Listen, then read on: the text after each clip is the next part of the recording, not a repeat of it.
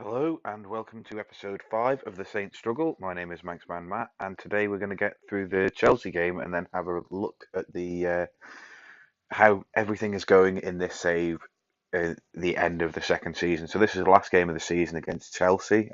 Chelsea is the club that we started this save at, so I've decided that we'll play this game despite the fact that there's nothing now to play for, and then we'll look at have a quick review of sort of where Chelsea are, where Villa are, and have a look and see whether I managed to keep my job. I was told to keep get mid-table, and obviously that's not where we are at the moment. As you can see there, we are 17th in the league. The highest we can finish is 15th, but I don't think we've got any chance of beating Chelsea, and I don't think our so our goal difference, we'd have to win and hope Brighton lose and we get a 10-goal swing. So that's not happened. So if we lucked out and got a draw against Chelsea and Swansea lose their game, then maybe we can finish 16th, but doesn't really make a blind bit of difference. As you can see, Chelsea are going to finish fourth in the league, but we'll have a look and see if they get any other trophies or anything like that.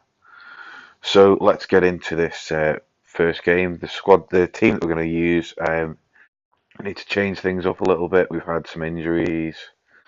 As I said in the last game, Fraser Forster broke his thumb. Um, in the last broke a finger in the last game. I was told that he would be fine to play on. I was also told that he didn't have an injury, yet he's now injured for a long time. Gabbiadini's picked up a knock to his ankle, but I've given him an injection to try and get him through this game. I'm hoping that I can get him to score. He hasn't scored since I joined the club now. That's a fair few games. I mean, he was the top scorer when I joined the club on 5 goals, and he's still on 5 goals this far down the line, which is rather disappointing. But not much I can do about that. So the starting team is going to be Alex McCarthy, Cedric at right back, Harry Maguire at centre backs with Ryan Bertrand at left back, James Ward-Prowse, Oriol Romeu, and Mario Lemina in central midfield, Dusan Tadic behind, Jackson Martinez and Gabbiadini. We've got a fairly strong bench of Durham, Cahill, Højbjerg, Classy, Emery Moore, Prato, and Alex Oxlade-Chamberlain. We can swap it up and go to a formation with wingers if we have to, but ideally, I can't see it happening. I think more likely is what's going to happen. We'll just stick with this formation and maybe bring on Prato as a striker if Gabbiadini not gets worse or anything like that. I can see Lamina is not that fit, but he's such a better centre back centre mid than any of the other players in the squad, apart from Romeu, that he's going to stay on for now. He'll probably have to come off partway through this game. Hopefully, this game will also show us sort of how Chelsea's formation is working. With me not at the club, they've gone to a 4-3-3 wide, so they've got a defensive midfielder, 2 central mids, left wing, right wing, and a striker. They've been playing Özil on the right wing, from what our scout has said, with Hazard on the left. Kante as a defensive midfielder, and obviously they brought in Sami Khedira and Daniele De Rossi to do those defensive midfield roles as well. So we'll see who they've got again, see who they're playing against us today with. So Bakayoko, who we nearly agreed to sign in January, just didn't want to pay his wages, is playing in central midfield. It's a fairly with the exception of Mesut Ozil, all those players are at the club in real life. So at the end of season 2, they've barely changed anything up. We've got Courtois, Zuma playing at right back, which is a little bit odd. Christensen and Rudiger at centre back with Marcos Alonso at left back. Kante, Fabregas and Bakayoko in midfield with Hazard and Ozil on the wings and Morata up front. Let's see what Michael Carrick thinks we should do. And we'll just get into the start of the game. I'm sticking with this formation on attacking, by the way, so there's every chance that Chelsea are going to find massive holes in us. First highlight here, Tadic has won the ball back. Gabbiadini can't get there, though.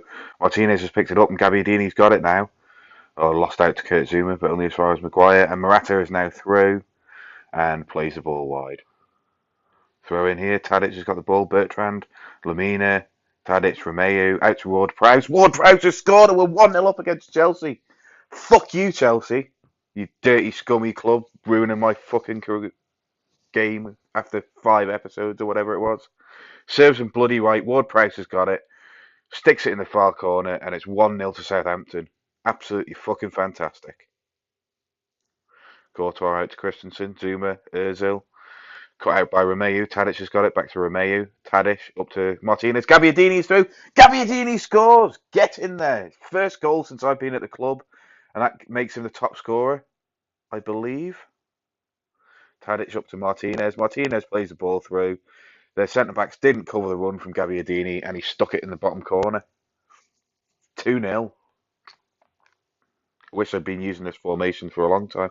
Romeu's got the ball here on the edge of the box. Martinez. Back to Romeu. Out to Ward-Prowse. Tadic. Lamina. Lenglet's through. And Lenglet makes it 3. Get in there. Oh, this is absolutely fantastic. This is amazing. I don't care that we're a terrible club and we're at the bottom of the league. This is the happiest I've been with Football Manager 2018 to stick it to a club like Chelsea. I know they've got nothing to play for, but they, after the way they treated me, and all right, I wasn't getting the best results, but spoil their fun on the last day of the season is fantastic. Look at that, where the possession might be all Chelsea's, but we don't give a crap. They've had 1 shot on target, we've had 6, and we've scored 3 goals. That's just brilliant. I think we're going to rest Lamina because I don't want him to get an injury going into next season. So we'll bring Jordy Classy on. And we'll make him and Mazzala on support so that we've not really changed the formation up at all. And we'll go into the second half and see if we can keep this up. And Morata's picked up a knock. Rudiger up to Hazard. Hazard to Ozil. Ryman's up front now. Oh, fuck's sake, he scored as well. Never even heard of him. I think he must be a youth player. Ryman gets the ball out to Zuma, down to Ozil. Ozil puts in a cross. And it hits Ryman. He didn't even kick it that time. So I'm just going to make another substitution. Gabbiadini has got his goal. He's on an injury, and I don't want to ruin him as a player. So I'll bring on Prato, and Emery Moore deserves more than he's had this year under me. So let's give him the chance to make a difference in this game. He's a little bit wasted at the club now that I've gone to a no winger system. So I may look at selling him on, or I may just try and retrain him to play in that cam role behind the strikers. So corner comes in, cleared by Zuma, only as far as Ward-Prowse. Remain Ward-Prowse. Jackson Martinez, and that's it. 4-1. Apparently Martinez has had a good game, so Ward-Prowse swings the ball back. Romeu plays the ball back to Ward-Prowse, into Martinez, who hits it at Courtois, and that's a dreadful effort at a save from Courtois. Courtois clears the ball to Rudiger, down to Hazard, into Balaj. Zuma's now got it. Zuma into Ozil, out to Zuma, Eden Hazard, and it's good save by Fraser Forster, not Forster, whatever our goalkeeper's name is. They've still got the ball though, they're still building. Mesut Ozil again now, seems to be involved in everything. Balaj into Ryman, and it's a second. So Zuma down to Ozil. Ozil turns around, cuts the ball into Belhaj, who squires it to Ryman, who actually kicks the ball this time. It doesn't just hit him and go in. 94th minute now. Belhaj hits it straight to McCarthy, and that should be the end of game highlight. And it is. And we've beaten Chelsea. Fucking get in there. After all the things that have happened in this save, that's a perfect way to end the second season. If you see there, in the end, Chelsea did have more shots, but not on target. They've had far more possession, but we've been clinical in front of goal. James Ward-Prowse, Gabbiadini, Lenglet, and Jackson Martinez all getting on the score sheet. Chelsea have had a youngster there who scored their goal. He's a regen, so he must only be a young fella. So let's just have a look at our stats at the end of the season. So if you can see there down the left-hand side, Gabbiadini and Jackson Martinez each with 6 goals. Gabbiadini got 1 whilst I was here. Jackson Martinez got all 6, obviously, because I signed him. Lamina was our best rated player with a 7.2 average. That's pretty poor. Cedric got the most assists with 6. Gabbiadini the most man of the matches with 3. Lamina got a lot of yellow cards, and Bertrand, Cedric, and Gerhan all got red cards. And I believe all of those were whilst I was at the club. Let's just go into the stats in a bit more detail. So if we just have a look, you can ignore Benarek, Bednarek, because he's out on loan. So if we forget about him, Lenglet's played more games than anybody else for us this season, with Romeo just behind him. Literally only a one substitute appearance in it. Fraser Forster, 38 games. Let's just sort by average rating and have a look at that. So again, we ignore Bednarek. So Lamina is top, then James Ward-Prowse, who didn't get much game time under me, but I suppose that's only in a handful of games. Cedric played fairly well. Again, Alex McCarthy not played many games. Jackson Martinez seems to have done all right in the 18 games he's played for us. But I mean, none of those average ratings are really good enough at this level. So if we sort by goals, we've got Jackson Martinez and Gabbiadini, Lamina, Charlie Austin, Prato, Lenglet, Redmond. I mean, there's nowhere near enough goals there, is there? I mean, 6 goals from your top scorer is really poor at this level. And again, with the assists, we've got just Cedric on 6, Lamina on 5, Gabbiadini on 3, Romeo on 3. I mean, we need to score a lot more goals in the following season if we're going to push on like I want to. Ideally, I want to take either get Champions League football with Southampton or win a Europa League. However, if a top club comes in for me, as you've seen, I'm happy to move clubs. The other thing I'm thinking is that was a really good way to possibly even end this save. Let's quickly have a look at Chelsea and how they've performed. So if we look, last year they finished 7th. This year they finished 4th. So who's this Belhadj that came on for them? So he's a guy I've never heard of that's come from Fiorentina. And who was the fellow that scored against us? So let's just go back to sorting it by position. And the guy that came on and scored both goals against us isn't even in their first team. So he must be a reserve squad player, is he? Yeah, Dane Ryman. Let's have a quick look at him. So yeah, he's a 17-year-old regen who's got an England under 21 cap. Sorry, an England under 19 cap. But I mean, he's nothing special. They've got him on the bench clearly because they haven't got any other strikers other than Morata. Let's just have a look and see if I can find out whether they won any other trophies this year. I know they won the FA Cup last year, didn't they? And so there's their 2018 FA Cup win on the left there. It doesn't look like they've got anything else. They won the 2018 Community Shield as well. Just want to have a look at the FA Cup if I can. So let's have a look at their schedule.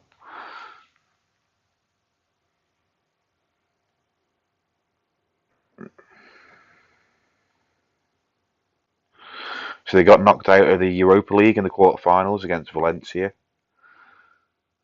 and they've got knocked out of the FA Cup in the third round. They're starting against Everton. So let's just have a look at the FA Cup. So the FA Cup final is between United and Arsenal, who are the top 2 in the Premier League this year. So if I just quickly go back into the Premier League,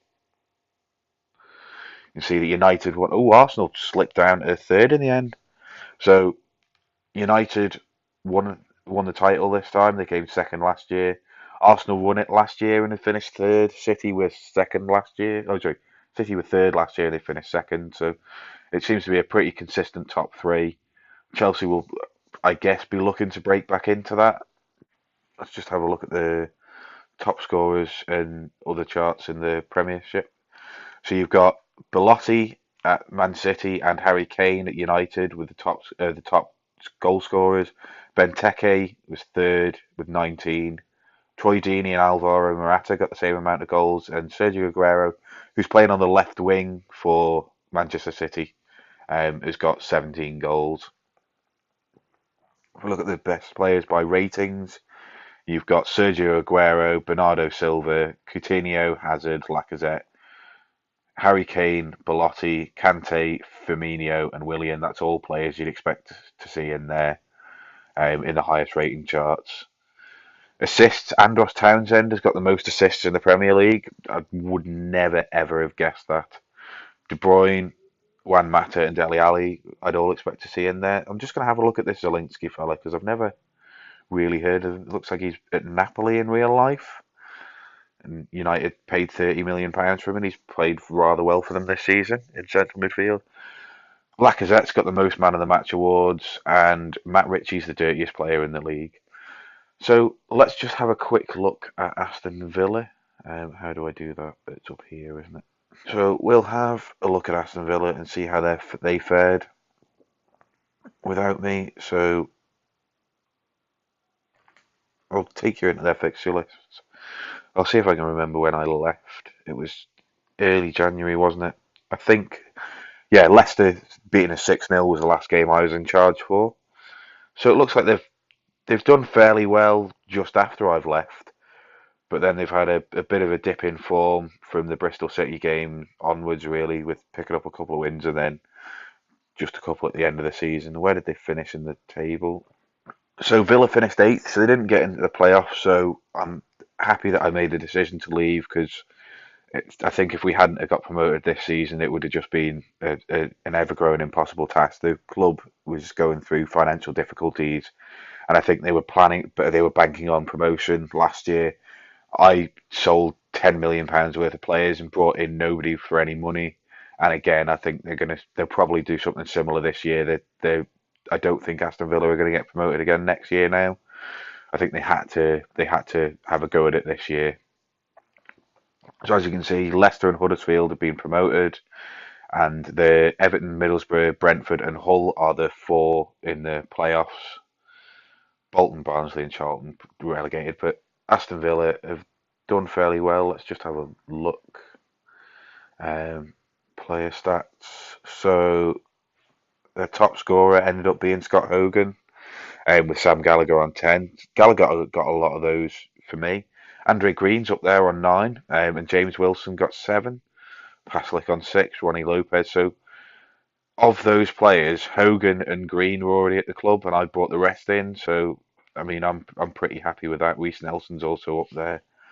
Let's have a look at the average ratings. Lucas Moore, who's one of mine. Glenn Whelan, not. Reece Nelson, James Wilson, Paslick. Carlos Gill managed to get 4 appearances. I mean, he was injured for pretty much every single minute that I was at the club. So for him to get 4 appearances is not bad going. I mean, he didn't do anything in the 4 appearances, but not too bad. So a lot of those players are my players that have got the better ratings there. Let's just have a look at assists just for me. So Reece Nelson, Andre Green, Ronnie Lopez. Andre Green was actually in the reserves, so I'm going to count him as one of mine because I was the one that promoted him. And just for my mate Lee, there's Richie Delete for you. So we'll end the episode there. I need to now play the rest of pre-season or play pre-season offline, find out if I get any budget, and find out sort of what I'm going to do. There's a chance that that'll be the last episode of this save, and I'll come back with something new. But I'm actually quite enjoying my time at Southampton. I know I'm really struggling, and it's probably just the fact that I haven't played the game in a couple of days now, and I've come back and absolutely smashed Chelsea. But I'm gonna see if we get a decent budget, change up the squad so that it fits around the formation that I've been playing these last 3 games, and then go from there and see what's best for us to do. If we get no money, then expect me not to come back for this save and me to start a new save, whatever that might be. And if I get a decent amount of transfer budget, which I don't think has been announced yet, then I will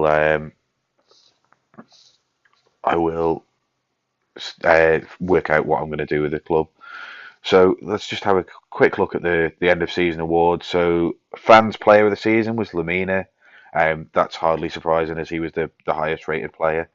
Personally, I think Cedric was my favourite player since we've been at the club. He's very good defensively, and he's also done a good job going forward as well. So the signing of the season they've given to Gary Cahill. I'm guessing that's because we got him on the cheap because he's not even got into the team of the season. Young player of the season was Clement Lenglet, who was a signing at the start of the season, so I don't know why he hasn't got the signing of the season, and he's in their team as the centre back. They've got Ryan Bertrand playing centre back there. I think that's just because they wanted to get him in the team, and he's down as being able to play that. If you look at that team, that's not a team I ever played. Gabbiadini's probably got the striker thing because he got joint top goals. I would have Jackson Martinez there any day of the week. I wouldn't have Prato on the left. I wouldn't have Tadic on the. It's not even my formation, is it? So that's a bit odd. But we'll. I suppose that was the formation I played. The last manager played, and I played when I first came to the club. So that's not too surprising. Season of disappointment is probably true. Moment to forget is definitely true. That 4-0 trounce into bloody Southampton. And how the hell is the match of the season not a win against Chelsea? Quickly have a look at the board confidence review. And the board are satisfied with me, which is good.